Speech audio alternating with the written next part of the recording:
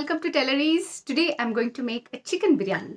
So people who know me know very well how much I love biryani. I am a biryani fanatic and my favorite biryani is a Malabar chicken biryani. And this biryani that I'm going to make today is has slight variations from a typical Malabar chicken biryani. In the Malabar chicken biryani, we don't use basmati rice. We use jeera shala rice or jeera sambar rice, which has smaller grains. We make the masala separately, we make the rice separately, and then we layer it and keep it on dum for some time and take it out. So let's take a look at that. Okay, so I'm going to take 12 small green chilies. Only one is big, large here. The rest of them are tiny. So I'm taking around 12 green chilies, a few pieces of ginger, 12 small onions,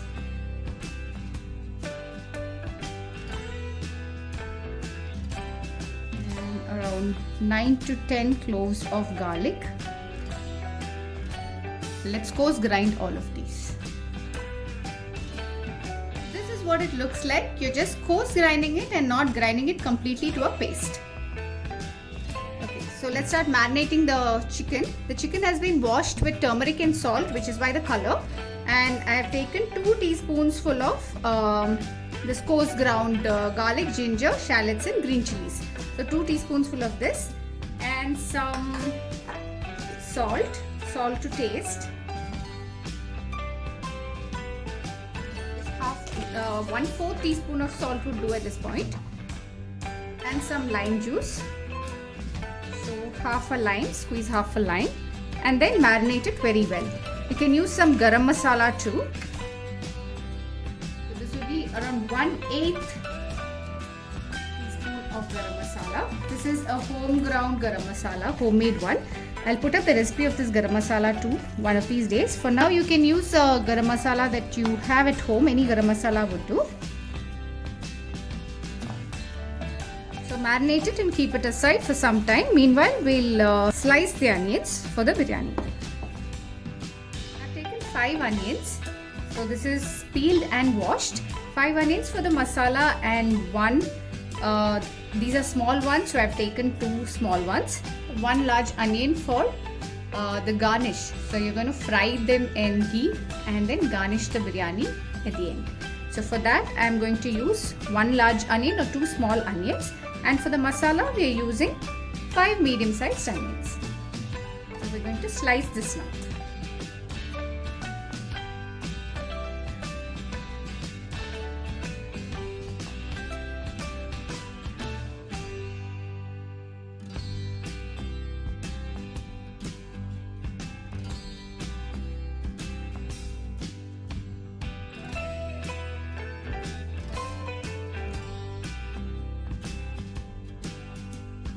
The onion that we use for garnishing has to be sliced very thin because we will be frying it to golden brown and then garnishing the biryani with that.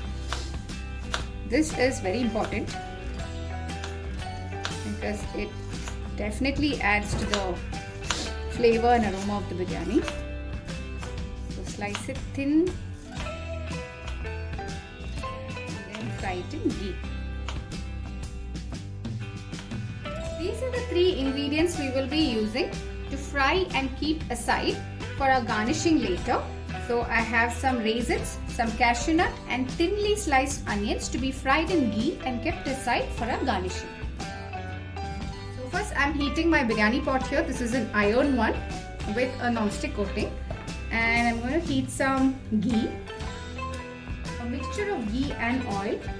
You can use only ghee if you like it rich. Some vegetable oil. The oil is hot. To this, I'm adding the raisins first. The raisins are fried till it's puffed up, and then we take it off, remove it, and keep it aside.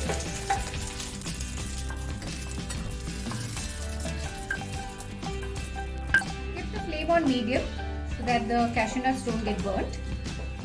So fry till golden brown and keep them aside.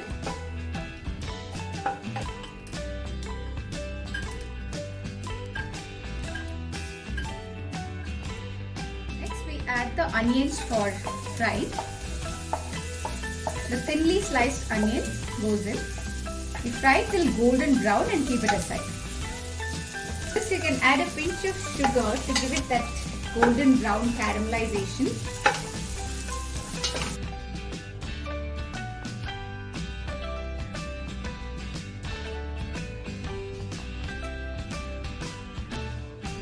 As you can see here, the onions are turning golden brown now. We won't wait till it's dark brown. Just a little bit of golden brown and we take it out because it will continue to change its color over time. So if you wait for it to get completely brown, dark brown, it might get burnt. I've fished it off now because it's golden in color. We don't want it burnt. So let's remove it. So for garnishing, we'll be using these onions, fried onions, cashew nuts, raisins and some coriander leaves and mint leaves chopped. Let's start making the masala. The masala for the biryani. So I'm going to heat the same pan. Add some more oil. Add 2 bay leaves. Some cinnamon. 3 corns of pepper. To this we are going to add the marinated chicken.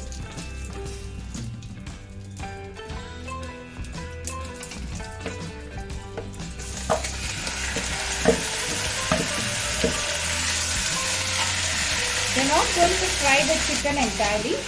Just cook it halfway through so that the outsides are browned a little.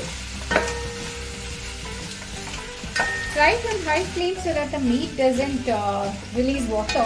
We don't want the chicken to cook. We just want it to fry for some time till the outsides are browned well. Which is the reason I have used this wide bottom pan so that the chicken is evenly, the pieces of chicken are evenly spread and they get to fry and not cook.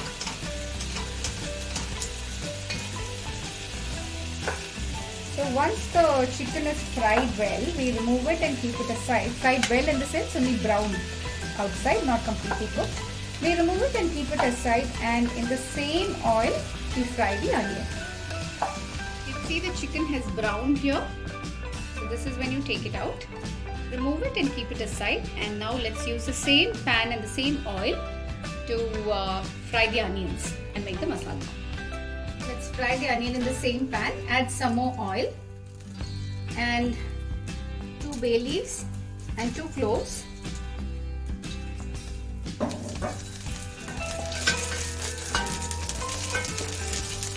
To this we add the coarse ground garlic, ginger, shallot and green chilies. So I'm using 2 tablespoons here.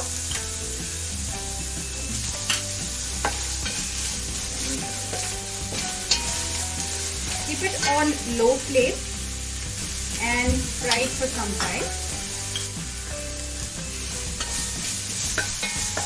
Now let's add the onions, the sliced onions. I've taken 5 onions for this.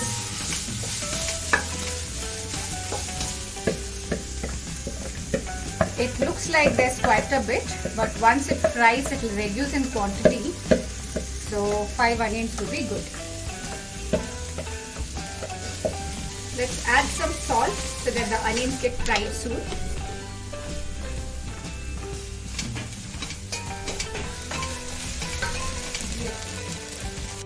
Add some garam masala, 1/4 teaspoon of garam masala now.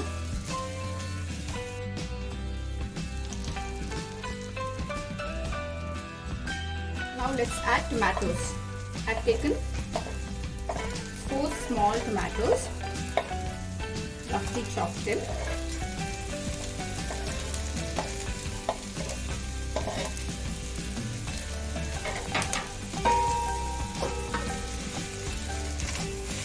If you're using large tomatoes, 3 of them would do for this quantity. So cook till the tomatoes are soft and then we'll add the rest of the ingredients. So now the tomatoes are done well. As you can see here, I'm going to add some curd. So that's 3 teaspoons full of curd. To this we add a handful of coriander leaves chopped and a little lesser than that of mint leaves chopped, pudina. So we've added coriander leaves and mint leaves. So mint leaves are always, the quantity of mint leaves are always a little lesser than the coriander leaves. To this now let's add the fried chicken. The lightly fried chicken, it's browned on the outside. Give it a good stir. Now keep it closed for some time, allowing the chicken to cook in this masala and become juicy. Yeah, it will absorb all the spices and the flavors. My mouth is watering, isn't it? Yes, it will absorb all the spices and the flavor. Allow it to cook on low flame, keep it closed and allow it to cook for around 15 minutes. The masala is ready.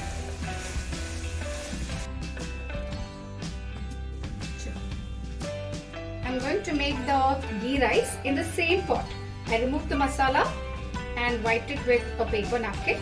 Some ghee and some oil. It's a mixture. So we have 3 teaspoons of ghee and 1 teaspoon of oil, vegetable oil. To this we add the spices one by one. 1 bay leaf, 2 cardamom pods,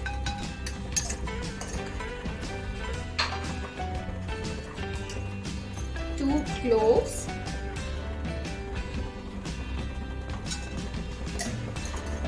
2 pieces of nutmeg flower,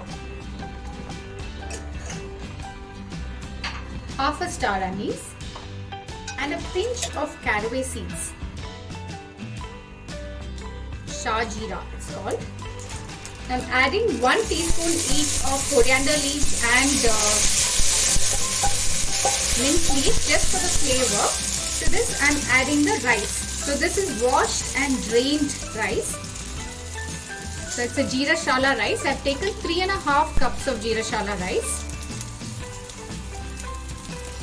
There are 2 ways of making ghee rice. One is directly adding it to boiling water. The second one is frying the spices and the rice together for some time and then adding the water to it, boiling water.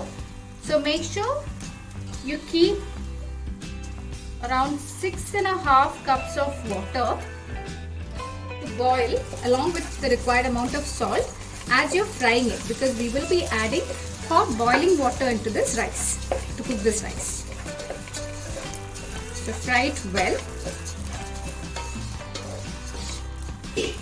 So if you don't want to fry it, you can add the spices to the water with required amount of salt, boil it well, and as it's bubbling hot, add the rice, add the washed and drained rice into it and allow it to cook.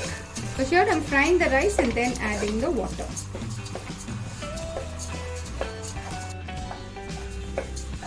The rice is reasonably fried, and if you can see here, the water is also boiling there. So let's pour the water into this.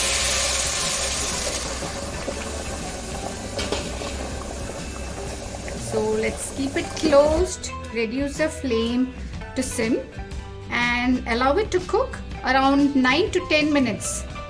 Between 9 minutes and 12 minutes your rice will be ready. So I have taken only 6.5 cups of water to boil the rice, because the rice will be again going into the dum along with the masala, so it will get cooked again.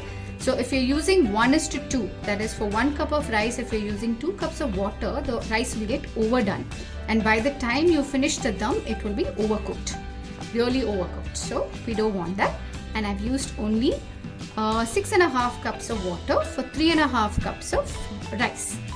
The rice is done now. Now we'll do the dumming, the layering of the biryani. Now let's start the layering process. So add some ghee at the bottom.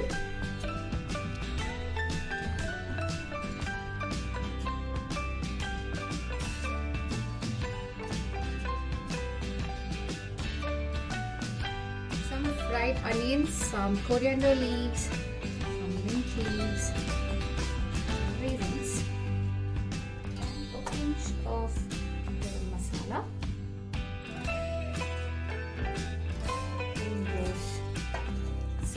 chicken.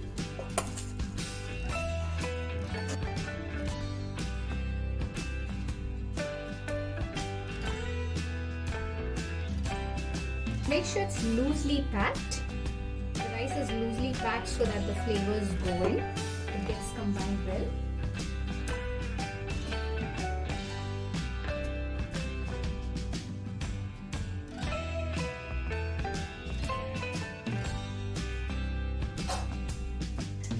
Then the last layer of rice.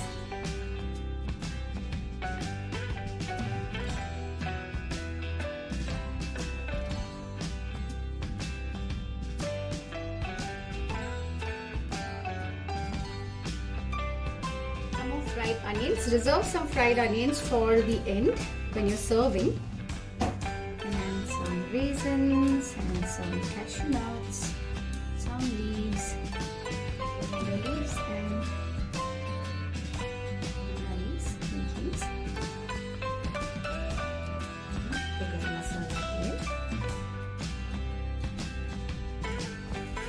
Now let's cover it with foil, aluminum foil, to make sure that the steam remains inside.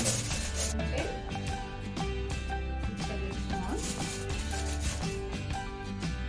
This has to be kept on another tawa, which is very hot. The tawa is very hot now.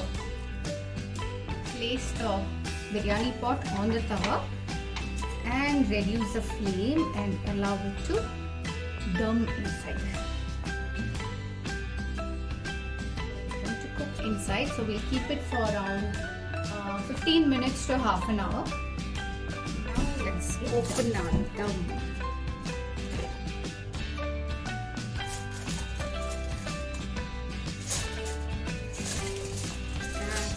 Looks like. It smells so good already.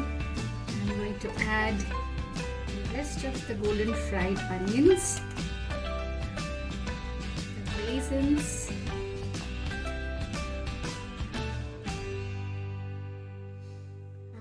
it smells so good.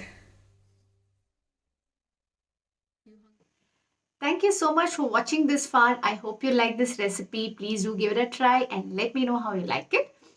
Now I'm going to have, as you can see, I'm going to have my biryani for dinner again. So I can have biryani for breakfast, lunch and dinner. That's how much I like it. So thank you once again and let me have a biryani now. I'll see a close-up of what I'm going to eat. I've got some beetroot carrot pickle. I'm drooling already. I've got some beetroot carrot pickle here. That's what it looks like. Some chicken. Take some rice.